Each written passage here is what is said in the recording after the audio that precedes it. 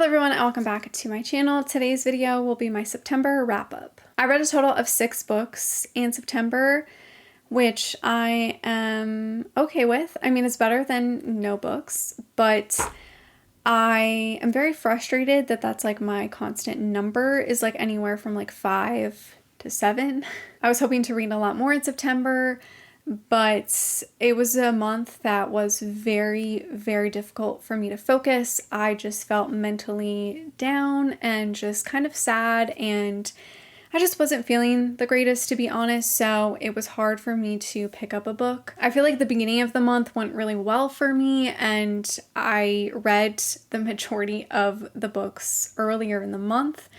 So I think that's why I was able to at least read 6 books. Anyways, let's get on to the actual 6 books I read in September. I started the month off by finishing the Ravenel series by Lisa Kleypas. So I read book 4, 5, 6, and 7. I'm very proud of myself for actually finishing this series. I again have a bad habit of starting a series and not finishing it or taking forever to finish it. So I'm glad I finished it within a month. The 4th book is Hello Stranger. This I gave 3 out of 5 stars. I'm just going to read my summary that I have in my reading journal because I feel like I wrote a better summary than I could just like explain on the spot. Dr. Garrett Gibson, the only female doctor in England, is daring and independent and has yet to be tempted to embark on an affair until she meets Ethan Ransom, a former detective for the Scotland Yard. I liked both characters, but I feel like they kind of lacked chemistry for me. I wasn't fully on board with their romance. I also feel like this book swayed a little bit further from the Ravenel family, which made me a little sad. I wanted to read more about the immediate family. I did find this book a little boring. The mystery plot didn't really interest me, to be honest. I feel like the only parts of this book that really held it together for me were the actual scenes between Garrett and Ethan, and then any scene involving a Ravenel. I just feel like the story lacked a little bit, and I wasn't that interested in the story or the romance. It was just lacking. Like I said, it just didn't have enough for me to love this book. Then I read book 5, which is Devil's Daughter. Young widow Phoebe has never met West Ravenel, but she knows he's a mean bully who made her late husband's childhood miserable. But after attending a family wedding and finally meeting Wes, she is instantly charmed and realizes he might have changed his ways from the past. Did I say what I rated this? I rated it 3 stars. I feel like I just wasn't super in love with the characters or the romance. I liked Phoebe and I liked her sons. I thought that was very cute. I liked Wes. I like how he changed as a character. I mean, we saw his change throughout the entire series, but you really get to see it more in his point of view. This is also a spinoff of the Wallflower series, so it follows Sebastian's daughter, who is Phoebe. So it was nice to see Sebastian and Evie in here, and then obviously it was nice to see the rest of the Ravenel family. I just feel like there wasn't anything memorable from this book. It didn't wow me. I liked it, but I don't know. I feel like from this book, I was just kind of reading to finish the series. You'll notice that I didn't fully love this series, unfortunately. The only book I actually loved was Marion Winterborn. I don't know. There was just something about the series that is kind of mediocre for me, which sucks, but I did read the next book, which is Chasing Cassandra. This is the 6th book in the Ravenel series, and this I also gave 3 out of 5 stars. Self-made businessman Tom is wealthy, powerful, and used to getting what he wants. And the minute he sees Lady Cassandra, he wants her and will do anything to have her. However, Cassandra is determined to marry for love. Maybe I just wasn't in the right mood to finish the series. I don't know, but this one had the potential for me to love it, especially with how much Tom was kind of obsessed with Cassandra. Like, he wanted her from the minute he saw her, which I loved. But there was something kind of holding me back from loving this one, and I'm not sure why. I think maybe it was a little too slow burn for me, and I got kind of annoyed with that. It just took so long for the characters to confess their feelings towards each other, and I got kind of annoyed with Tom claiming that he didn't feel any emotions and he didn't care.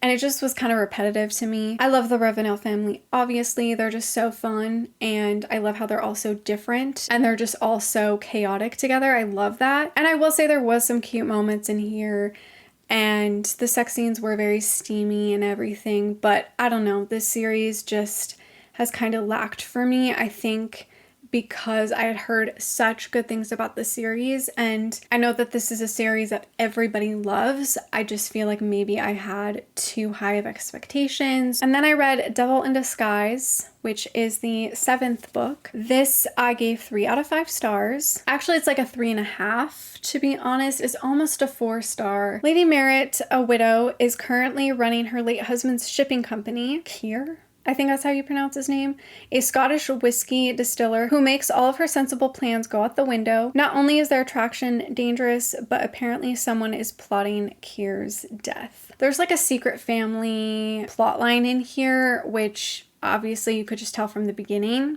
And I personally did not like that. I know I shouldn't be angry because the family is not angry and they're all like very understanding and accepting, but there was a huge part of me that was just angry. I just feel like it was really unnecessary to go in that route with those characters and basically throw the past of a male character in his face, essentially, which I just didn't really like. I liked Merritt. I liked Keir. I liked their romance. I liked how it was kind of insta-lovey. We didn't really get the Ravenel family that much in here, which made me kind of sad considering this is like the last book. But it was nice to see some of the Wallflower characters because if you don't know, Merritt is Marcus and Lillian. Yeah, and Lillian's daughter. There were some moments where I was actually deeply touched with the conversations between Keir and his father. Those scenes were very emotional and I did kind of tear up at them, but I was still like somewhat angry, you know? It's really hard because I obviously don't want to spoil anything from this book, but overall I think I was just kind of upset with it, so it made it hard for me to love this book.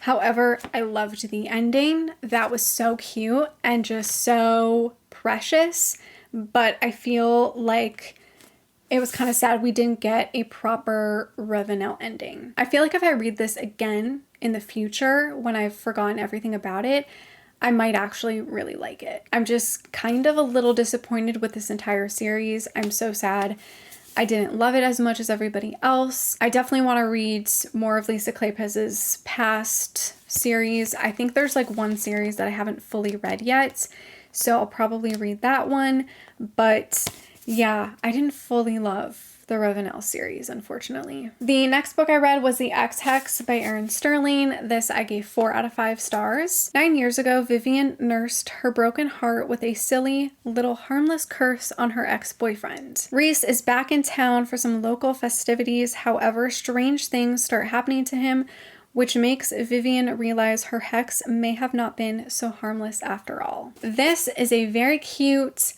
cozy, small town witchy romance. I really loved the whole atmosphere and vibe of this book. I feel like the first page of this book really sets the whole vibe. It's fun, it's cute. The book itself is very basic and simple, but I really liked that. I feel like it's nothing groundbreaking or unique for a paranormal romance, but I liked how simple it was. I feel like the end / the whole mystery felt very anticlimactic. I thought it was way too simple and like way too easy to solve everything that happened. I did like Vivian and Reese together, but I felt like their relationship lacked a little bit for me. I didn't fully feel the chemistry between them, and that could just be because this is in third person, which I'm not a huge fan of.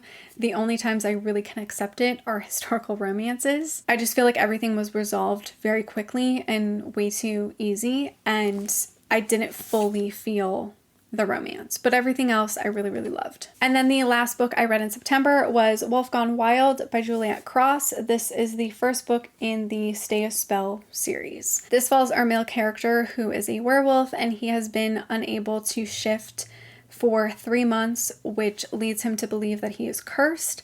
So he seeks out a witch who is known to break curses. This was a decent paranormal romance. It was friends to lovers, which I did not expect. I thought it was going to be very instant lovey and very like they got together right away, but it was actually kind of slow burn a little bit. And it was nice to see them become friends before anything else happened, but the romance kind of lacked for me. I didn't fully feel the connection between Evie and Mateo. I also feel like at times this was very info dumpy, and it felt like there was a lot of information given at once. I also feel like there were so many characters introduced right away that it was kind of hard to follow along. I don't know if I want to continue this series, to be honest.